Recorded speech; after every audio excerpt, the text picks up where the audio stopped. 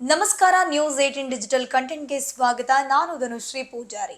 ವೀಕ್ಷಕರೇ, ಮಧ್ಯಪ್ರಾಚ್ಯದಲ್ಲಿ ಮಹಾಯುದ್ಧ ಮುಂದುವರೆದಿದೆ. ಅಂದ್ರೆ ಸುಮಾರು 30 ದಿನಗಳವರೆಗೆ ಈ ಯುದ್ಧ ನಡೀತಾ ಇರೋದು. ಈಗಲೂ ಕೂಡ ಇರಾನ್ ಕೂಡ ಜಗ್ತಾ ಇಲ್ಲ, ಬಗ್ತಾ ಇಲ್ಲ. ಇತ್ತ ಅಮೆರಿಕ ಕೂಡ ಸಂಧಾನ ಮಾತುಕತೆ ಹೆಸರನ್ನ ಬರೀ ಮಾತಿಗೆ ಮಾತ್ರ ಸೀಮಿತ ಮಾಡಿದೆ. ಯಾಕಂದ್ರೆ ಪಾಕಿಸ್ತಾನದಲ್ಲಿ ಸಂಧಾನ ಮಾತುಕತೆ ಆಗತ್ತಂತೆ, ಅದ್ರ ಜೊತೆಗೆ ಓಮನಲ್ಲೂ ಕೂಡ ಒಂದಷ್ಟು ಸಂಧಾನ ಮಾತುಕತೆ ಆಗತ್ತೆ ಅಂತ ಹೇಳಿಕೆಗಳು ರಿಲೀಸ್ ಆಗ್ತಿತ್ತು. ಅಮೆರಿಕದವರು ಕೂಡ ಇದ್ರ ಬಗ್ಗೆ ಪೋಸ್ಟ್ ಅನ್ನ ಹಾಕ್ತಿದ್ರು. ಬಟ್ ಮಾತುಕತೆ ಅನ್ನುವಂಥದ್ದು ಇನ್ನೂ ಕೂಡ ಆಗಿಲ್ಲ ಅನ್ನುವಂಥದ್ದು ವರದಿ ಆಗ್ತಿದೆ.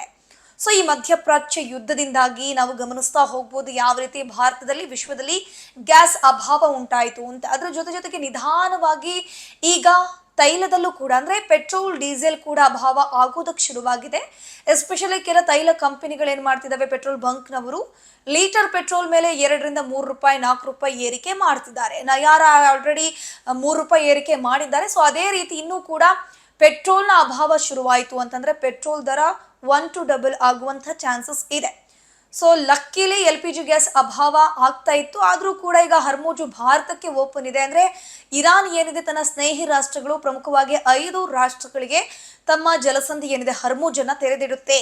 ಅವರು ಯಾವಾಗ ಬೇಕಾದ್ರೂ ಆ ಸಂಧಿ ಮೂಲಕ, ಆ ಜಲಮಾರ್ಗದ ಮೂಲಕ ಬರಬಹುದು ಅನ್ನುವಂತ ಪರ್ಮಿಷನ್ ಅನ್ನ, ಪರವಾನಗಿಯನ್ನ ಭಾರತಕ್ಕೆ ಇನ್ಕ್ಲೂಡ್ ಆಗಿ ಒಟ್ಟು 4 ರಾಷ್ಟ್ರ ಕೊಟ್ಟಿರೋದು ಇರಾನ್. ಸೊ ಹಾಗಾಗಿ ತಕ್ಕ ಮಟ್ಟಿಗೆ LPG ಅಭಾವ ಕಡಿಮೆ ಆಗ್ತಾ ಬರ್ತಾ ಇದೆ. ಸರಿಯಾದ ಸಮಯಕ್ಕೆ ಪೂರೈಕೆ ಆಗ್ತಿಲ್ಲ ಅನ್ನುವಂಥದ್ದು ಬಿಟ್ರೆ ಸ್ವಲ್ಪ ಸಮಯದಲ್ಲಿ ಬೇರೇಸ್ ಆಗ್ತಾ ಇದೆ. ಇದು ಒಂದ್ ಕಡೆ. ಸೊ ಕತಾರ್ ಇರಬಹುದು, ಅಬುದಾಬಿ ಇರಬಹುದು, UAE ಇರಬಹುದು, ಸೌದಿ ಅರೇಬಿಯಾ, ಇಲ್ಲೆಲ್ಲದರಲ್ಲೂ ಕೂಡ ಈಗಾಗಲೇ ಯುದ್ಧದ ಎಫೆಕ್ಟ್ ತರ್ತಾ ಇದೆ. ಯಾಕಂದ್ರೆ ಇಲ್ಲಿರುವಂತಹ ಒಂದು ಏರ್ಪೋರ್ಟ್ ಇರಬಹುದು ಅಥವಾ ಅಮೆರಿಕ ಸೇನೆ ನೆಲೆಗಳನ್ನ ಟಾರ್ಗೆಟ್ ಮಾಡಿಕೊಂಡು ಇರಾನ್ ಅಟ್ಯಾಕ್ ಮಾಡ್ತಿದೆ. ಸೊ ನಮ್ಗೆ ಜಲಮಾರ್ಗ ಒಂದು ಓಪನ್ ಇದ್ರೆ ಸಾಕು, ನಮ್ಮ ಸಮಸ್ಯೆಗಳಿಗೆ ಮುಕ್ತಿ ಸಿಗುತ್ತೆ ಅಂತ ಅನ್ಕೊಂಡ್ರೆ ನಾವು ಅದು ಫೂಲ್. ಯಾಕಂದ್ರೆ ಈ ಒಂದು ಕತಾರ್ನಿಂದ ಅತಿ ಹೆಚ್ಚು ಸಂಖ್ಯೆಯಲ್ಲಿ ಅಂದ್ರೆ ಭಾರತಕ್ಕೆ 70% LPG ಗ್ಯಾಸಿನ ಪೂರೈಕೆ ಮಾಡುವಂಥದ್ದು ಕತಾರ್. ಬಟ್ ಕತಾರ್ನಲ್ಲಿ ಅತಿ ದೊಡ್ಡ LPG ಘಟಕಕ್ಕೆ ಈಗಾಗಲೇ ಇರಾನ್ ಅಟ್ಯಾಕ್ ಅನ್ನ ಮಾಡಿರುವಂಥದ್ದು ಉಡೀಸ್ ಆಗಿದೆ. ಅದರ ಜೊತೆಗೆ ಒಂದಷ್ಟು ತೈಲ ಘಟಕಗಳನ್ನು ಕೂಡ ಟಾರ್ಗೆಟ್ ಮಾಡಲಾಗ್ತಿದೆ.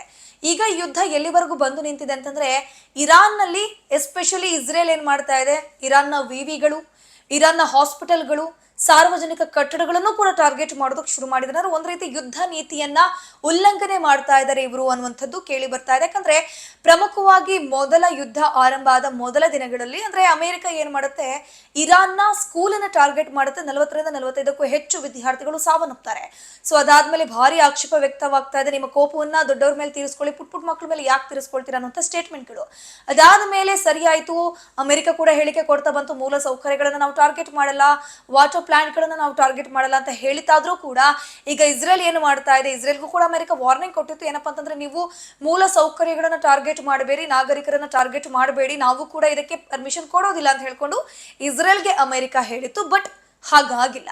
ಇವತ್ತಿನ ದಿನದಲ್ಲಿ ನಡೆದಂತಹ ಈ ದಿನದ ಯುದ್ಧದಲ್ಲಿ ನಾವು ಗಮನಿಸ್ತಾ ಹೋಗೋದಾದ್ರೆ ಇರಾನ್ನ ವಿವಿಯನ್ನ ಟಾರ್ಗೆಟ್ ಮಾಡಿದೆ ಇಸ್ರೇಲ್. ಅದ್ರ ಜೊತೆಗೆ ಆಸ್ಪತ್ರೆಯನ್ನ ಟಾರ್ಗೆಟ್ ಮಾಡಿದೆ. ಮೂಲ ಸೌಕರ್ಯಗಳನ್ನ ಹೊಡೆದುರುಳಿಸುವಂತ ಕೆಲಸವನ್ನ ಇಸ್ರೇಲ್ ಮಾಡ್ತಾ ಇದೆ. ಈ ಮಧ್ಯದಲ್ಲಿ ಈಗ ಒಂದು ದೊಡ್ಡ ವಿಚಾರ ಹೊರಬಿದ್ದಿದೆ. ಏನಪ್ಪಾ ಅಂತಂದ್ರೆ ಸಂಧಾನಕ್ಕೆ ಇರಾನ್ ಒಪ್ಪಿಗೆ ಸೂಚಿಸಿದ್ಯಂತೆ. ಹೌದು, ಅಮೆರಿಕ ಏನ್ ಮಾಡ್ತಾ ಇದೆ, ಸುಮಾರು 1 ವಾರಗಳಿಂದ ಎಷ್ಟು ದಿನ ಇರಾನ್ ಏನು ಮಾಡಕ್ ಆಗೋದಿಲ್ಲ, ಪುಟ್ಟ ರಾಷ್ಟ್ರ, ಎಷ್ಟು ಶಕ್ತಿಯನ್ನ ಬಳಕೆ ಮಾಡ್ಬೋದು, ಒಂದಲ್ಲ ಒಂದಿನ ಅಮೆರಿಕದ ಮುಂದೆ, ಇಸ್ರೇಲ್ ಮುಂದೆ ಮಂಡಿ ಊರೇ ಊರತ್ತೆ ಅಂತ ಹೇಳ್ಕೊಂಡು ಎಲ್ಲರೂ ಅನ್ಕೊಂಡಿದ್ರು. ಬಟ್ ಅದು ಹಾಗಾಗ್ತಿಲ್ಲ. ಇರಾನ್ ಕೊಡ್ತಿರುವಂತಹ ಪೆಟ್ಟಿಗೆ Israel as well as America ತತ್ತರಿಸಿ ಹೋಗ್ತಾ ಇದೆ. ಸೊ ಹಾಗಾಗಿ ಒಂದ್ ರೀತಿ ನಿಧಾನವಾಗಿ ಟ್ರಂಪೇ ಯುದ್ಧದಿಂದ ಹಿಂದೆ ಸರಿಯುವಂತ ಲಕ್ಷಣಗಳು ಕಾಣಿಸ್ತಿದೆ. ಅದೇ ರೀತಿ ಅದಕ್ಕೆ ಪುಷ್ಟಿ ಕೊಡುವಂತೆ ಅಮೆರಿಕ ಅಧ್ಯಕ್ಷ ಟ್ರಂಪ್ ಏನಿದ್ದಾರೆ, ಒಂದಷ್ಟು ತಮ್ಮ ಥ್ರೂಟ್ ಸೋಷಿಯಲ್ ಮೀಡಿಯಾ ಖಾತೆಯಲ್ಲಿ ಒಂದಷ್ಟು ಪೋಸ್ಟ್ ಗಳನ್ನ ಹಾಕಿದ್ರು. ಏನಪ್ಪಾ ಅಂತಂದ್ರೆ ಇರಾನ್ ನಮ್ ಜೊತೆ ಸಂಧಾನದ ಮಾತುಕತೆಗೆ ಸಿದ್ಧ ಆಗಿದೆ, ನಾವು ಫೋರ್ಸ್ ಮಾಡ್ತಿಲ್ಲ, ಅವರೇ ಫೋರ್ಸ್ ಮಾಡ್ತಿದ್ದಾರೆ ಅಂತ ಹೇಳ್ಕೊಂಡು ಮೆನ್ಷನ್ ಮಾಡ್ತಿತ್ತು. ಅದ್ರ ಬದಲಾಗಿ ಇರಾನ್ ಕೂಡ ಹೇಳಿಕೆ ಕೊಡ್ತಿತ್ತು. ಏನಪ್ಪಾ ಅಂತಂದ್ರೆ ನಾವು ಎಲ್ಲೂ ಕೂಡ ಸಂಧಾನ ಮಾತುಕತೆ ಮಾಡಿಲ್ಲ, ಈ ಯುದ್ಧ ನಮಗೆ ಅನಿವಾರ್ಯ ಆಗಿರ್ಲಿಲ್ಲ, ಬಟ್ ಯುದ್ಧ ಮಾಡೋಕ್ ಬಂದಿದ್ದಾರೆ, ಈಗ ನಮ್ಗೆ ಅನಿವಾರ್ಯ ಆಗಿದೆ, ಯುದ್ಧವನ್ನ ನಾವಂತೂ ನಿಲ್ಲಿಸುವಂತ ಪ್ರಶ್ನೆಯೇ ಇಲ್ಲ ಅಂತ ಹೇಳ್ಕೊಂಡು ಇರಾನ್ ಹೇಳ್ತಿದೆ.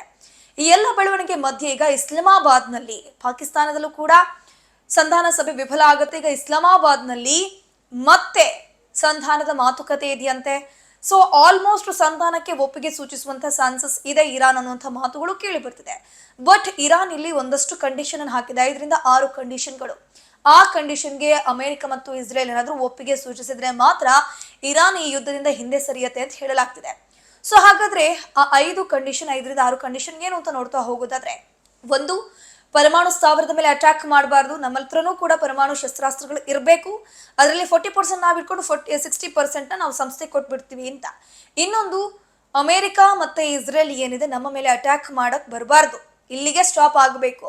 ಸೊ ಇಮಿಡಿಯೇಟ್ಲಿ ರಿಟ್ರೀವ್ ಆಗ್ಬೇಕಂದ್ರೆ ಈಗಿನಿಂದಲೇ, ಈಗಿನ ಕ್ಷಣಕ್ಕೆ ಇನ್ ಕೇಸ್ ನಾವು ಈ ಒಂದು ಸಂಧಾನಕ್ಕೆ ಒಪ್ಪಿಗೆ ಸೂಚಿಸಿದ್ರೆ ಈ ಕ್ಷಣದಿಂದಲೇ ನಿಮ್ಮ ಸೇನಾ ನೆಲೆಗಳು ಅಕ್ಕಪಕ್ಕದಲ್ಲಿರುವಂಥದ್ದು ಎಲ್ಲವೂ ಕೂಡ ನಿಮ್ಮ ರಾಷ್ಟ್ರಕ್ಕೆ ಹೋಗಬೇಕು. ಅದ್ರ ಜೊತೆಗೆ ನಮ್ಮ ಈ ಒಂದು ಸಂಧಾನಕ್ಕೆ ಸಾಕ್ಷಿ ಅನ್ನುವಂತೆ 4 ರಾಷ್ಟ್ರಗಳು ಮಧ್ಯವಹಿಸಕ್ಕೆ ವಹಿಸಬೇಕು ಅಂತ ಹೇಳ್ಕೊಂಡು ಇದ್ರ ಜೊತೆಗೆ ಒಟ್ಟು 5ರಿಂದ 6 ಕಂಡೀಷನ್ ಅನ್ನ ಇರಾನ್ ಹಾಕಿದೆ.